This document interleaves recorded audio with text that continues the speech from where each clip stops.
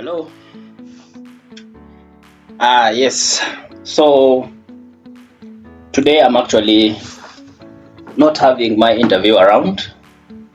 Yeah, yes, she has taken off. But there is really important point that I want us to at least discuss. This one will be actually uh, it will actually catch up with so many of us because I know we are many in the war against poverty. Yeah, we are in the war against poverty, or we can, also I can say that we are in the game of winning against poverty. Now, just like any game, for you to be a good player, you really need to know the rules of the game. Yeah, for you to be a best player, you really have to know the rules of the game. Now, being that we are in the game of fighting against poverty, you really need to understand the concepts or the rules of this game. And that is the purpose of this uh, conversation here. Now,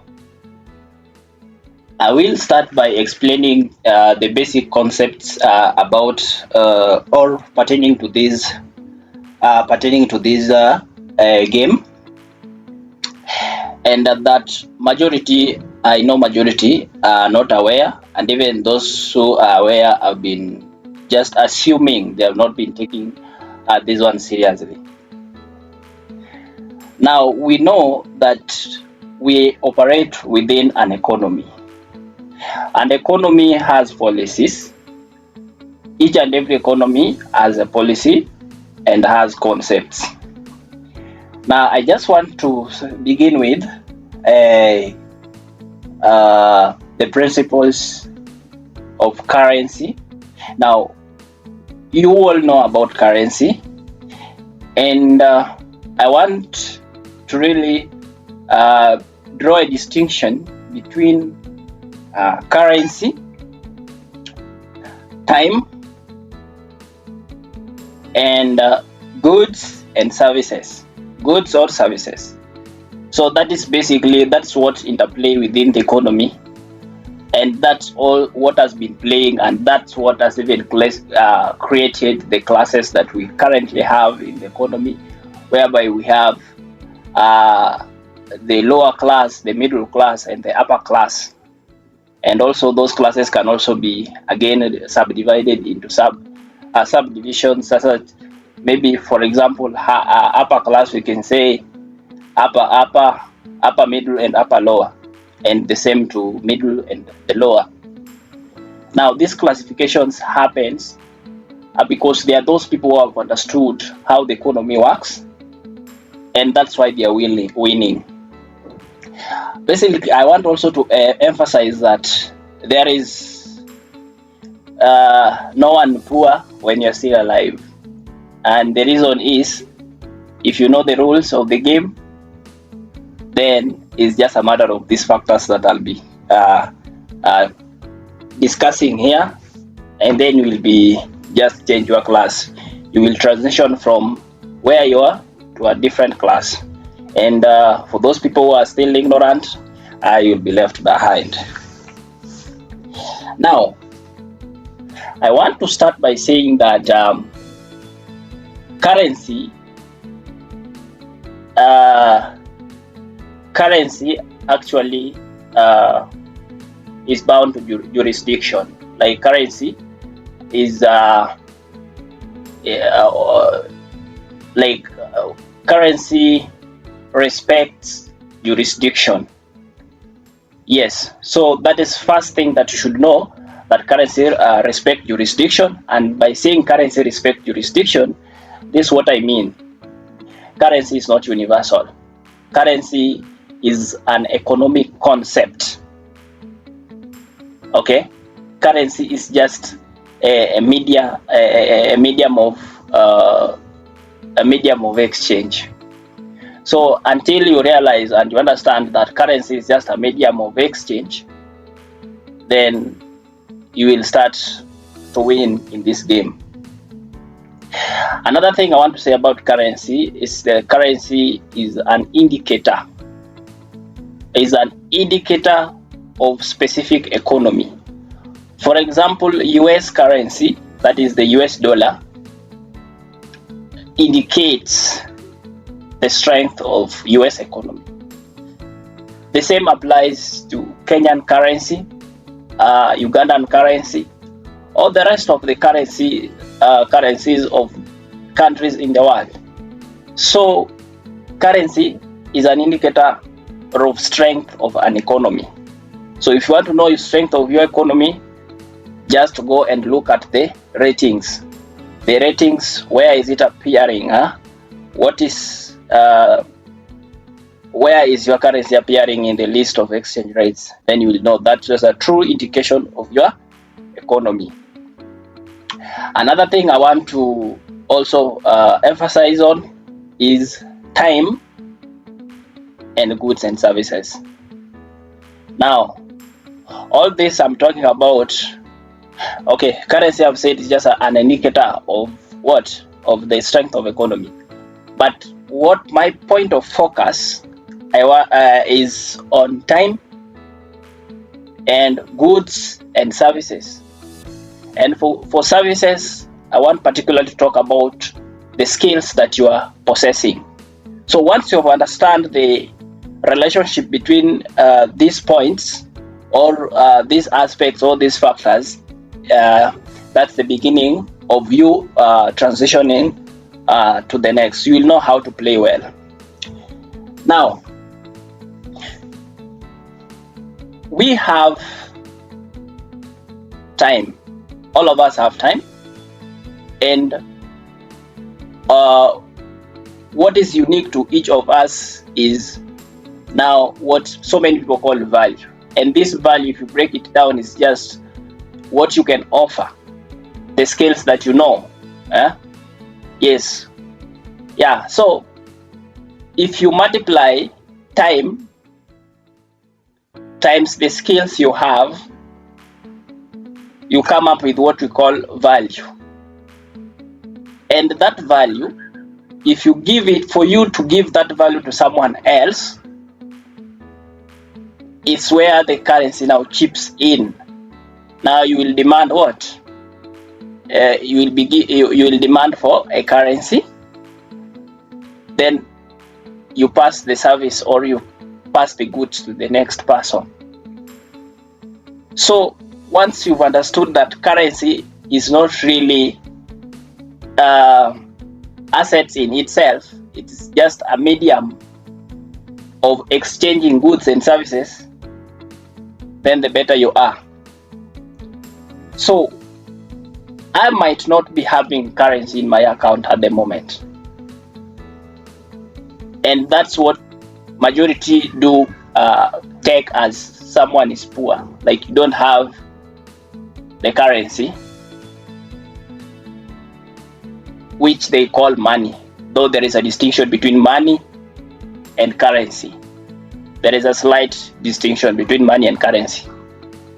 And if I just shed some light on the same, I can say that money is universal. It is a universal concept. Okay? So money is universal, be it in US, be it where, money will always be the same. But currency obeys jurisdiction. Like the Kenyan shillings is not the same as Ugandan shillings, and it's not the same as Tanzanian shillings, and it's not the same as US dollar. They obey jurisdiction. So you need to draw a distinction between money and currency. So currency is just a symbol of a particular country. Yes, and when you cross the borders, you have to change to the currency of the other jurisdiction or the other boundary that you are now crossing into. So money is universal, currency obeys jurisdiction. So like I was saying, you might not have the currency at the moment, but you have time which of course is a free resource that have been given unto us by a mighty God. And you also have skills. And if you don't have skills, then that's when you say that you are now indeed poor. So you have to trade off the time. You have to use time to gain the skills. Then once you have the skills, you use again the skills with time to create value. And after creating this value, you transfer this value to a different player in the economy for a currency consideration. So if you're in US, you will be getting US dollar. If you're in Kenya, you'll be getting Kenyan shillings. If you're in Uganda, Ugandan shillings. So it depends which economy are you giving this service to. Or even if you are working remotely, maybe you are in Kenya and you are working, or you are giving your value to somebody in US. So you will be getting a US currency, okay? Yet you are in Kenya. So the important thing here I'm trying to drive is that the most important thing that us in the fight against poverty we should focus on is not you actually having the money. It is you having the skills and using the skills within a given time to create value. Then someone who needs this your value will give you what? A currency. Then you need not just to keep the currency, use the currency to acquire a real asset. For example, now you have the currency of Kenyan shillings, you have 1 million, you have 2 million, you have 1 billion. You take this 1 billion, you use it to acquire real assets. For example, you can develop a property, okay? That is a real asset. And real asset will actually not change, because if we talk about land, it is recognized as land everywhere, be it in US, be it in Ukraine, be it in everywhere. It will remain to be land. So it is universal. So those are real assets. Real assets never change anywhere. If you have a home, yes, it's recognized as home universally. So be it you are aware, always it will remain to be a real estate. Yes, so those are real assets. They are things, they will never change. But something like currency changes. For example, even in Kenya, we've been having different policies usually come, and you find that even the currency even changes, even the features of the currency changes. So currency can change in terms of value and in terms of even the appearance. But for real assets, they never change. If it is a home, it is a home. If it is land, it's land. Okay? Yeah. If it's a vehicle, it's a vehicle. It is recognized as a vehicle elsewhere, everywhere in the whole world. Yeah. So I want to encourage someone who is maybe viewing themselves as maybe they are poor, or maybe they are unfortunate. Nobody is unfortunate. What you really need to understand is the correlation between time and the skills. That is what matters. Time and the skills.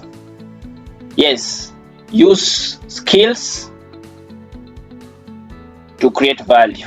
And of course, the constant factor here is time. Anything that will have to do, you must have a factor called time. Yes. And the more you have more skills, or you gain experience, you reduce time you use to create a particular value. Yes. So that one, for example, teachers, and that is teachers, they for them to get a raise, they are being assessed using time of service.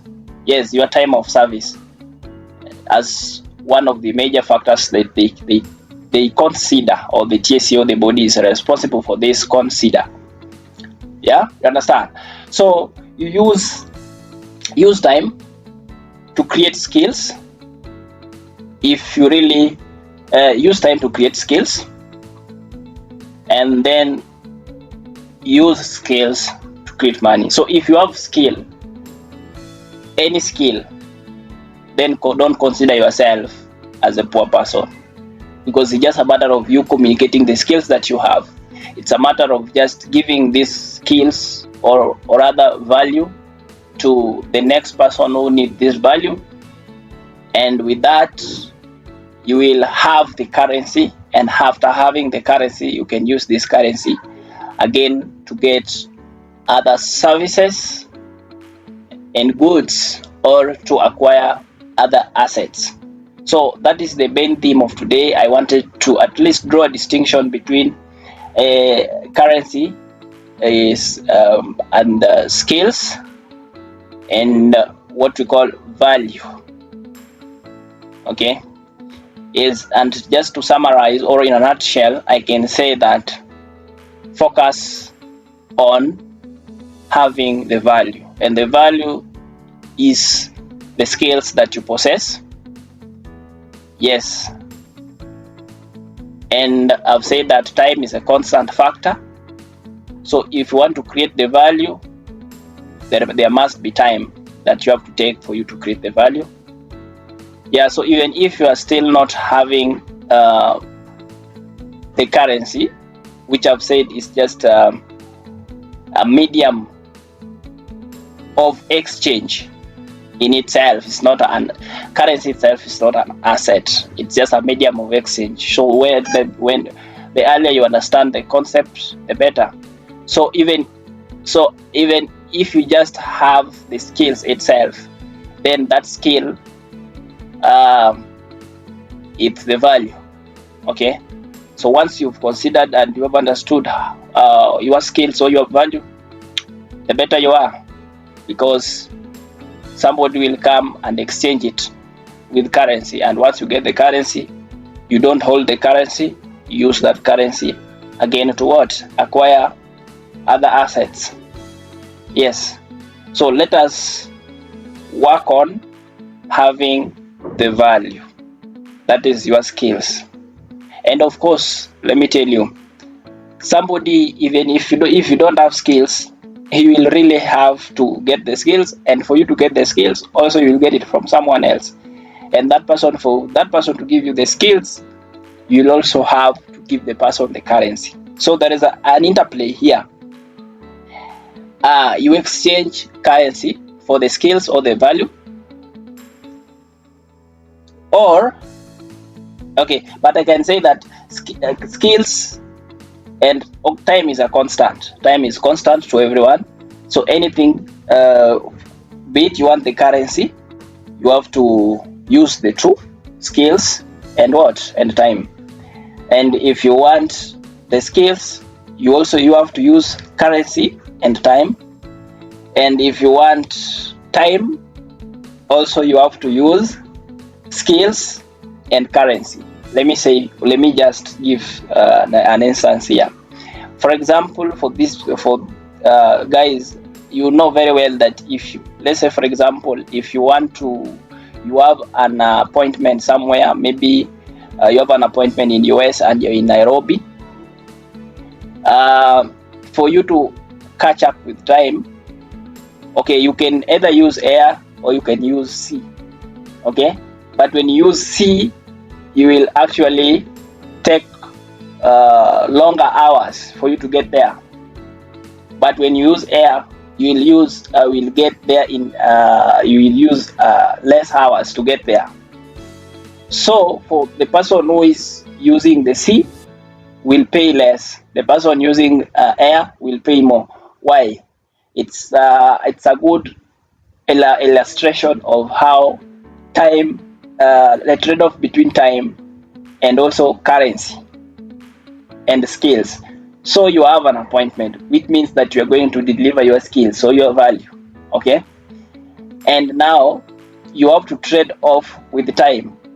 Okay, so for you to, you will have to pay more because you want to save on time. Okay, you will have to pay more when you go by air because you want to save on time, and we will pay less when you want to go through sea. Then you will pay less because now you are going to use longer time.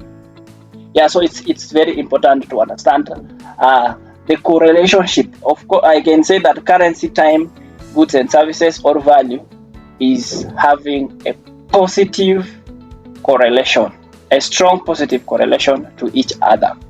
Yes.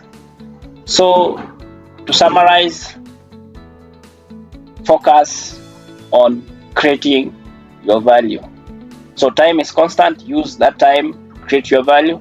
After creating your value, you will be having currency. And once you have your currency, remember this: don't just hold currency. Currency is economic concept and it's just a policy. Currency changes, currency obey jurisdiction. So purpose to use currency, because as I've said, that main purpose of currency is to do what? A medium of exchange. So don't hold currency, use currency to exchange. Use currency to acquire real assets. Use currency to acquire even more skills and all that. Okay, doing upgrading, upskilling and all that, getting more skills. Yes, so currency in itself is not an asset, but it's a medium of exchange. So thank you. I always say learn, implement and grow. So if you learn and you don't implement, no growth, and you can't implement whatever you don't know. So you have to learn first is when you implement. So the three work for me: learn, implement and grow. Thank you.